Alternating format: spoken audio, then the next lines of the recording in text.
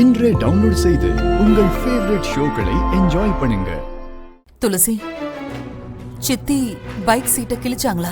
அம்மா, அவங்க இங்க இருக்க வேண்டாமா, அனுப்பிடுங்க.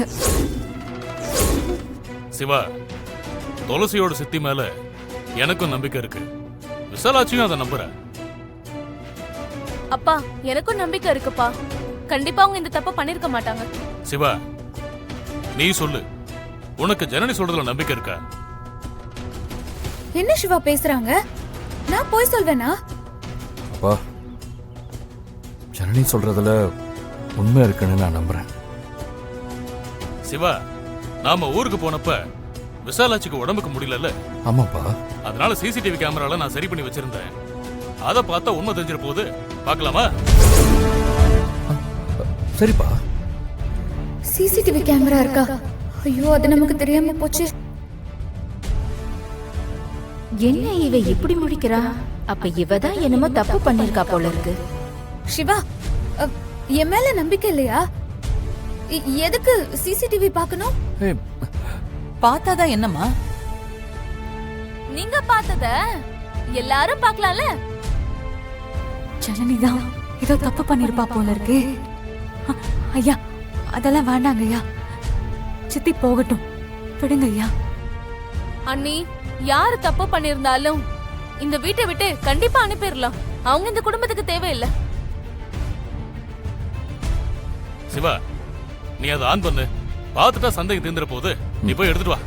சரிப்பா.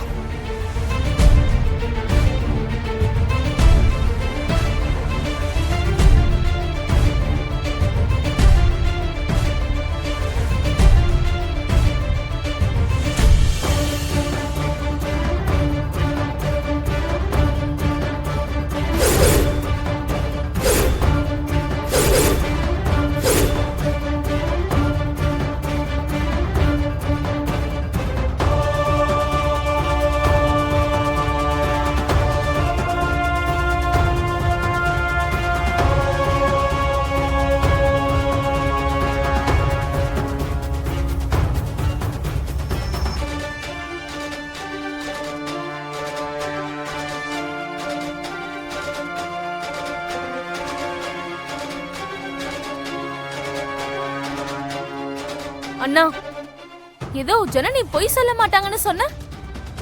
இப்ப நம்ம எல்லாம் பார்த்தது உண்மையா இல்லது கிராபிக்ஸா?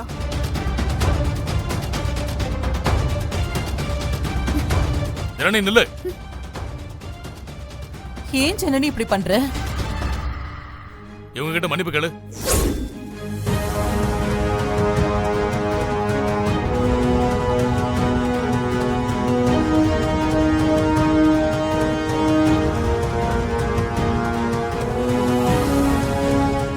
மன்னிப்பு கேட்டா நீங்க இருக்கலாம், இல்லனா மலேசியாக்கு போக வேண்டியதான்.